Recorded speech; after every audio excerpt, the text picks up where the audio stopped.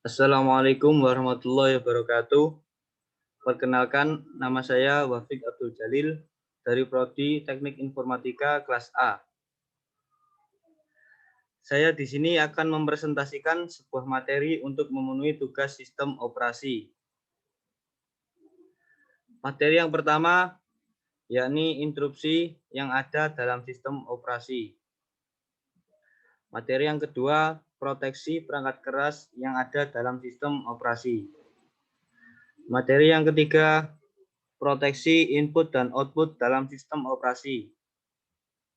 Materi yang keempat, proteksi memori dalam sistem operasi.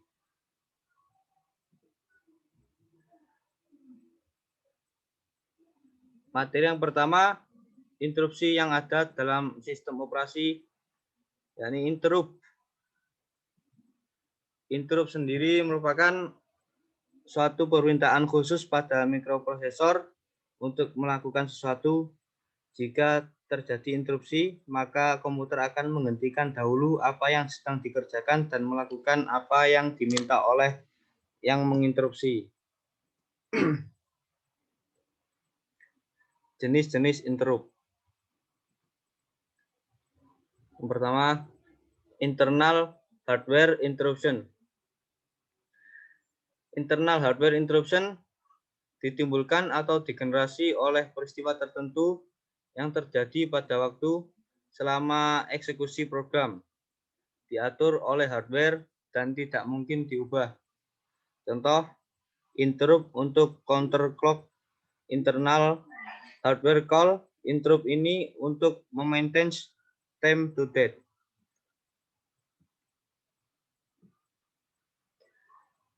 Yang kedua, external hardware interruption. External hardware interruption ditimbulkan digenerasi oleh device peripheral, miss keyboard, printer, dan lain sebagainya. Biasa juga ditimbulkan atau digenerasi oleh CO prosesor.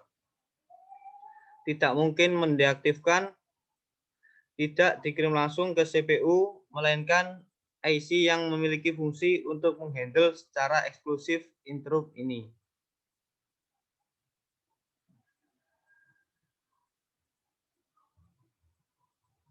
Contoh kasusnya, pada awal sistem melakukan pencetakan dengan printer. Saat itu terdapat pengiriman data pada saluran komunikasi sehingga modul komunikasi meminta interupsi. Proses selanjutnya adalah pengalian eksekusi interupsi modul komunikasi, sedangkan interupsi printer ditangguhkan. Saat pengeksekusian modul komunikasi, terjadi interupsi disk. Namun, karena prioritasnya lebih rendah, maka interupsi disk ditangguhkan. Setelah interupsi modul komunikasi selesai, akan dilanjutkan interupsi yang memiliki prioritas lebih tinggi, yaitu disk. Bila interupsi disk selesai, dilanjutkan eksekusi interupsi printer. Selanjutnya dilanjutkan eksekusi program utama. Jenis yang ketiga yakni interupsi polling. Polling atau biasa disebut dengan programmed input output merupakan teknik dari operasi input dan output. Cara prosesnya bermula ketika CPU mengecek ke input output modul apakah ada suatu instruksi yang perlu dieksekusi. Bila ada, CPU menerima dan membaca instruksi tersebut. Kemudian instruksi tersebut dicek error atau tidaknya. Bila error, maka CPU akan menanyakan ulang ke input output modul untuk instruksi yang baru. Bila tidak error, maka CPU membaca word dari instruksi tersebut dan menuliskan word-nya ke dalam memori. Setelah itu, bila suatu instruksi telah selesai, maka CPU akan menjalankan instruksi yang lain. Perlu diketahui bahwa polling input-output bisa dibilang metode yang paling primitif dibanding teknik operasi input-output yang lain, di mana teknik ini tidak bisa menjalankan dua instruksi sekaligus.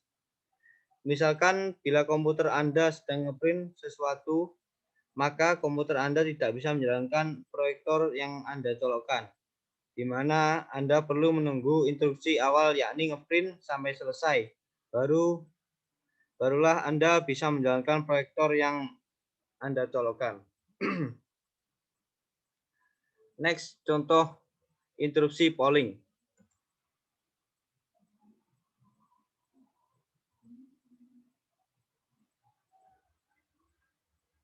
Selanjutnya, jenis interupsi vector interrupt system. Setiap interrupt akan mengeksekusi interrupt handler-nya masing-masing berdasarkan nomornya. Sedangkan alamat dari masing-masing interrupt handler tercatat di memori dalam bentuk array yang besar, elemennya masing-masing 4 byte. Jadi besarnya array itu adalah 256 elemen dengan ukuran elemen masing-masing 4 byte.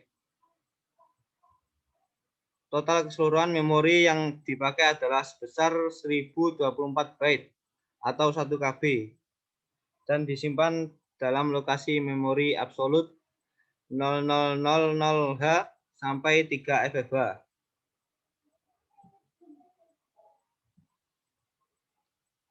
Selanjutnya materi yang kedua yakni proteksi perangkat keras yang ada di dalam sistem operasi.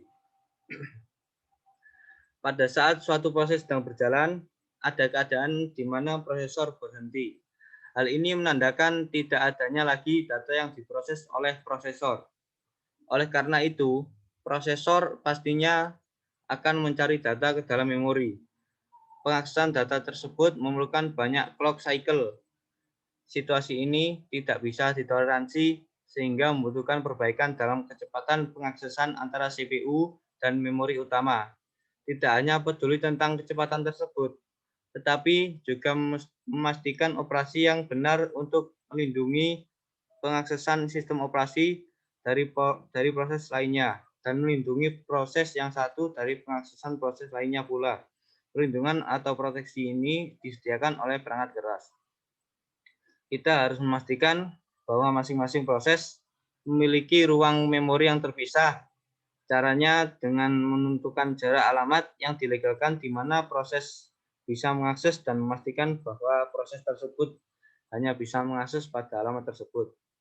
Proteksi di atas dilakukan oleh perangkat keras. Perangkat keras menyediakan 2 register, yaitu base register dan limit register.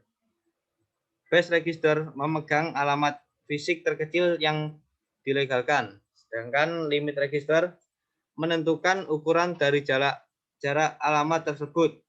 Contohnya, jika base register memegang 300.040 dan limit register 120.900, maka program bisa mengakses secara legal di semua alamat dari 300.040 sampai 420.940.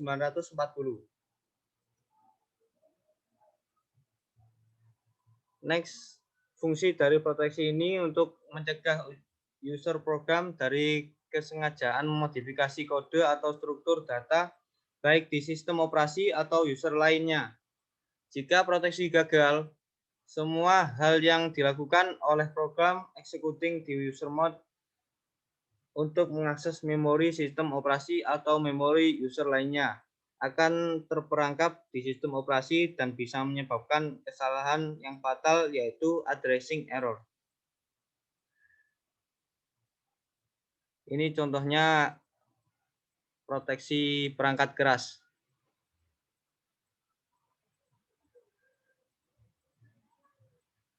Next. Yang ketiga, materi yang ketiga ini proteksi input dan output dalam sistem operasi. Input dan output adalah suatu mekanisme pengiriman data secara bertahap dan terus-menerus melalui suatu aliran data dari proses ke peranti, begitu pula sebaliknya. Fungsi input-output pada dasarnya adalah mengimplementasikan algoritma input-output pada level aplikasi.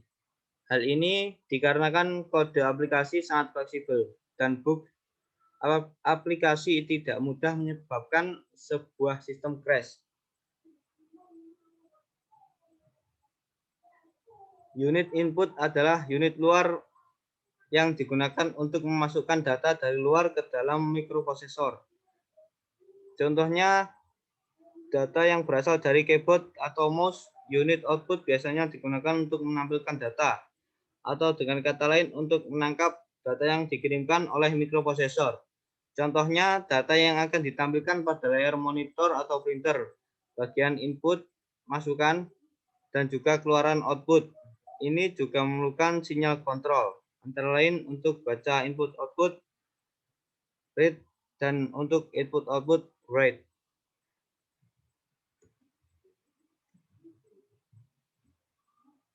Berikut ini adalah mekanisme kerja input-output.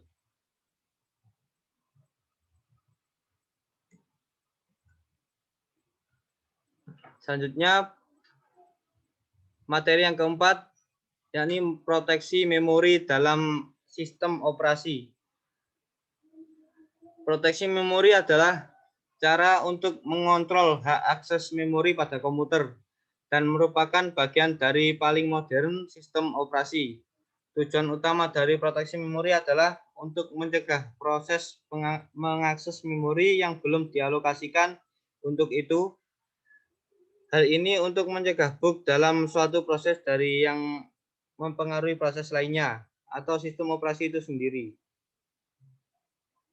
Perlindungan memori adalah perilaku yang berbeda dari ASLR dan NX bit. Selanjutnya, salah satu proteksi perangkat keras ialah dengan proteksi memori, yaitu dengan pembatasan penggunaan memori. Di sini diperlukan beberapa istilah, yaitu base register, limit register, proteksi perangkat keras, yaitu sebagai contoh sebuah pengguna dibatasi mempunyai base register dan mempunyai limit register.